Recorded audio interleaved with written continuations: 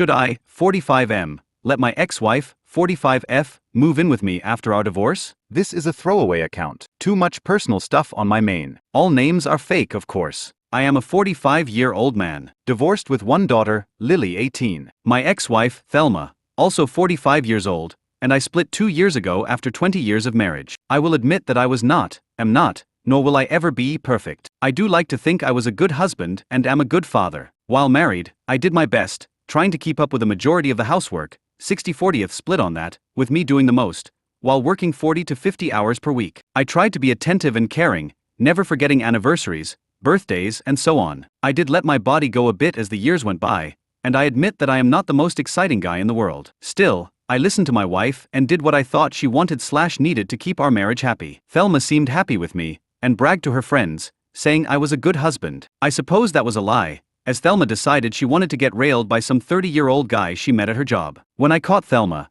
I did not try a pick-me dance, suggesting therapy, or any of that. I opted to divorce, pressing a cordial termination of our marriage. For the sake of our daughter, I remained civil and calm. Thelma was angry that I did not fight to save the marriage, but agreed to a peaceful split. The divorce was quick, and Thelma left with 75% of our savings and her car. I kept our house, my old truck, 25% of our savings, and assumed all debt. Custody was 50-50ths. Our daughter decided to stay with me, with her mother getting visitation. Lily, while still underage, was free to visit her mother whenever. I am very proud of my girl, and know she can make good informed decisions on her own. Thelma moved into an apartment with her affair partner Larry. That was about 2 years ago. Since then, I have lost the extra weight I put on, 30 pounds, and have dated some. Nothing serious, as I have no desire to ever marry again. Once bitten, twice shy and all that. That brings us to this week. Last night, I got a call from Lily that Thelma was in the emergency room a couple of days ago. From what I have been told, after our divorce, Larry began to show his true nature, starting with verbal and emotional abuse. Several weeks ago it turned physical. Tuesday, Larry went further than slaps, seriously hurting Thelma.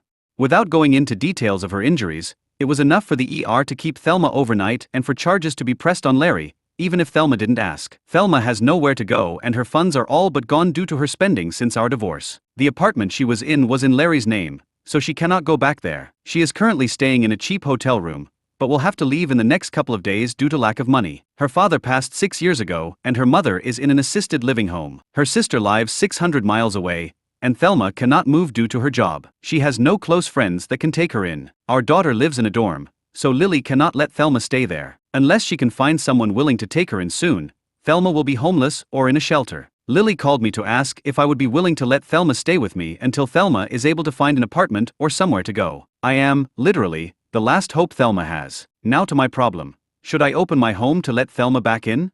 I am not so cold-hearted as to enjoy Thelma's situation. I am closer to apathy, to be honest. Part of me wants to simply shrug and say not my monkey, not my circus. Still, I know how bad Lily would hurt to see her mother suffering and on the street. I have talked to friends and family, with answers ranging from you have room, so move her in, to pay for her first month and deposit on an apartment, to screw her and her ugly tattoo. There was one friend of mine that said move her in and make her pay with booty, but he is the dumbass friend we all ignore. I am going to go ahead and try to head off what I am guessing will be questions people may ask. Thelma may have cheated, but she is a good mother. Thelma is not a narc or evil person. She is a human that did something selfish and stupid. I have forgiven her, but have not forgotten. There is zero chance that I end up back with Thelma. That ship sailed, ran into an iceberg, burst into flames, and was then attacked by a mechanical megalodon before it sank. Thelma has wanted to escape Larry for a long time, but did not have a chance until he was arrested. He is currently sitting in lockup, unable to post bail. She is getting some sort of protective order. I have no idea if they still work together. For our edit, thanks to all for your replies so far. I will be meeting with Thelma as soon as her shift ends. We are going to Waffle House, and this will be the first real conversation I have had with her in over a year. I kept contact to text only and focused on Lily until now. I am also working on an option that will keep her from being homeless, but keep her out of my house. One other point. Some comments have assumed negative characteristics of Thelma that are not true. I do not hate this woman. I do not care for her as I once did, but I do not hate her. She is an excellent mother and aside from her affair, she was a good wife. Still, infidelity is not something I can have in my relationship, so I divorced her. My daughter understands and supports my decision to never rekindle my romance with Thelma. My sole goal is my daughter's well-being, and for that, nothing is off the table. TLDR, ex-wife cheated on me. We divorced. Her boyfriend assaulted her and she will be homeless unless I let her move in with me. Our daughter has asked for me to let my ex move in for a short while. Comments. Commenter 1. If you let her live with you, it should be as a tenant and nothing more. She should pay something for rent,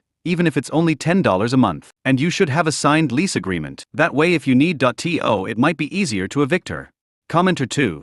Dude, I made this mistake with my ex. I did it for my kid, but it was miserable until she finally moved out 8 months later.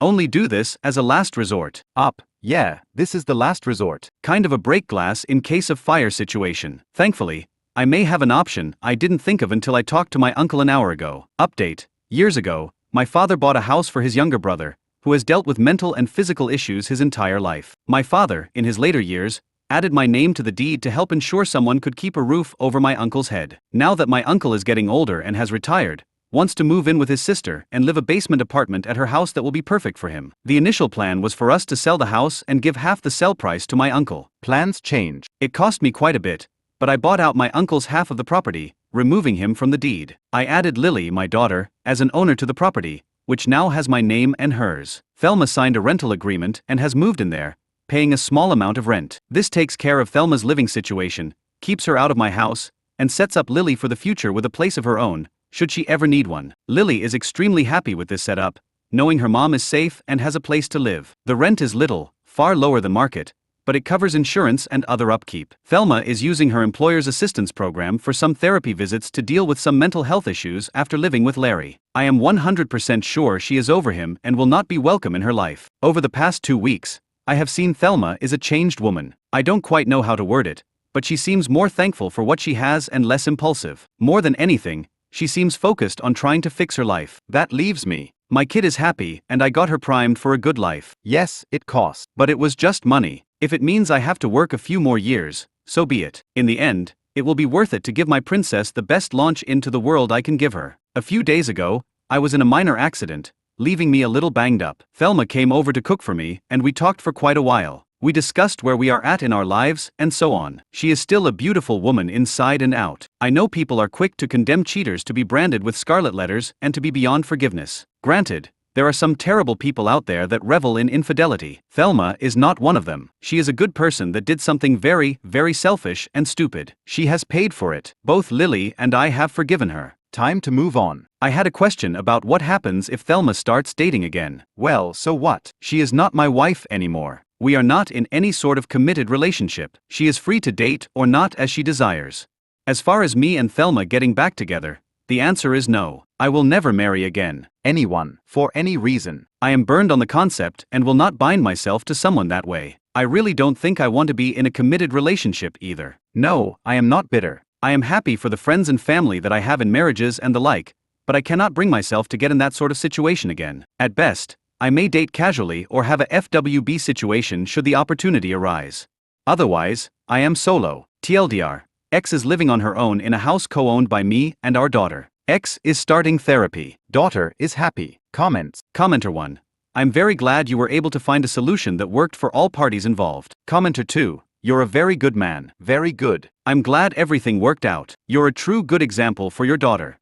Commenter 3. You sound like a very fair, level-headed man. I'm glad you found a way to keep all parties safe, happy, and comfortable.